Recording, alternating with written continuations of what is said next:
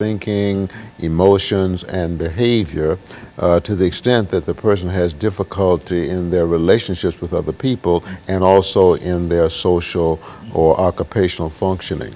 Violence, I think, at least from my perspective, is an act that does harm or threaten to do harm to another person or persons.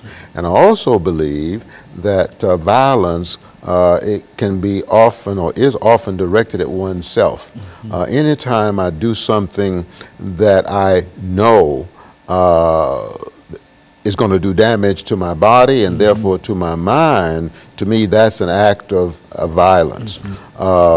So I believe that the research shows that people who are mentally ill, as I said, are often more the victims of violence rather than the perpetrators of violence. Now there is a subset of persons who are mentally ill who are more prone to commit an act of violence, such as people who have symptoms such as paranoid delusions, thinking somebody's out to harm or hurt them, or people who have what's called command hallucinations, in which they feel voices are speaking to them, telling them to hurt other people and or telling them to hurt themselves, and people who have other psychotic disorders, which means they're out of touch with reality.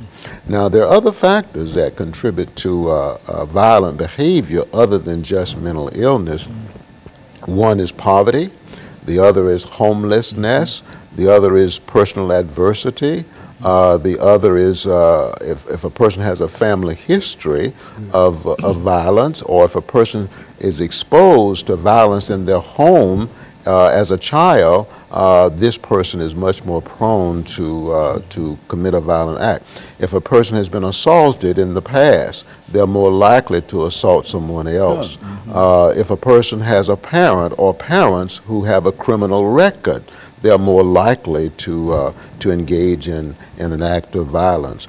But you know, I want to get back for a moment to violence directed towards oneself.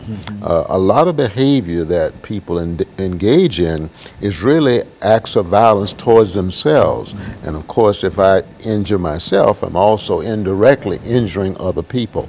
For example, smoking does damage. We know it does damage to the lungs. It puts one at risk of developing cancer, lung cancer. To me, that's an act of violence. And yet it's ongoing. Continue to smoke. Yet people continue to smoke. Excessive drinking is an act of violence. If it's excessive, of course, it does damage to the liver, to the stomach, and puts one at risk of developing other problems as well. Overeating, whether we might consider that violence or not, if you consistently overeat, then you're more prone to develop certain health problems as well. So there are many things that people do that are acts of violence that are normally not thought of as acts of violence. So the thing about violence is that it's very broad. It's much more than just me assaulting someone or injuring someone or killing someone. It's a much broader concept. I'm reminded of what the scripture says. It says sin is lawlessness. And of course, breaking the law, the assumption is that you have committed a violent act if you break the law. And so I want to say again that people who are mentally ill are much more prone to be the victims of violence rather than the perpetrators.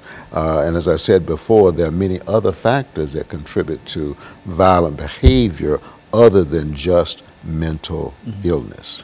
What are some of the other factors, Dr. Poe, for example, that would contribute to mental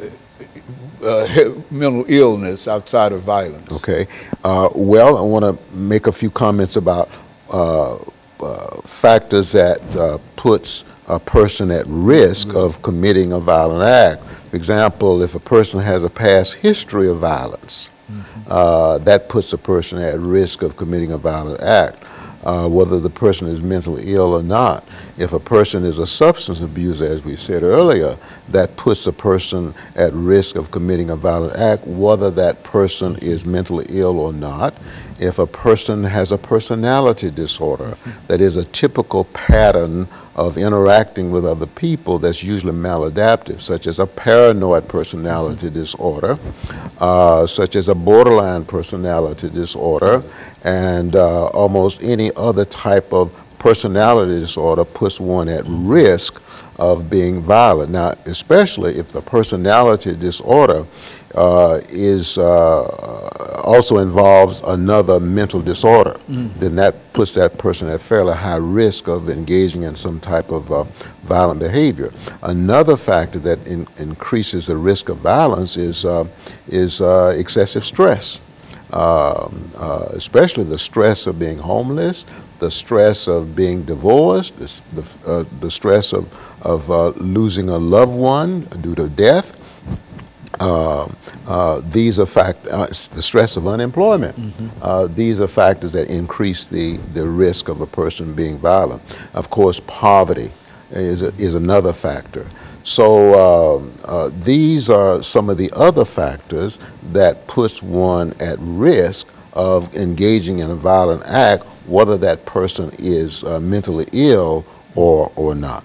It seems to me that a person who engages in such violence is really, as you've indicated, doing something that undermines him or her without, do they really recognize that? Is that a symptom of violence when you recognize that you're doing something wrong and continue to do it? Well, I would say that yes.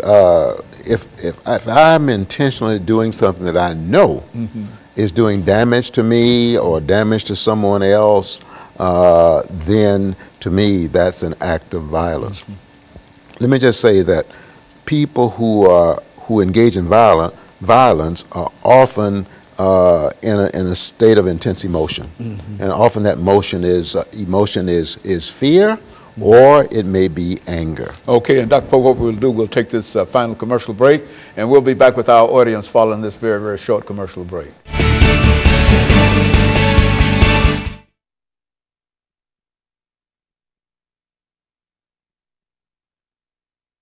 Fear, and Yes, et cetera. yes. Now, that's a lot of good information to go in here with violence. Okay. Yeah, we've got about 9 minutes in this segment. Okay. That'll be it. Okay. I certainly appreciate you coming out, Doctor. Well, thank you.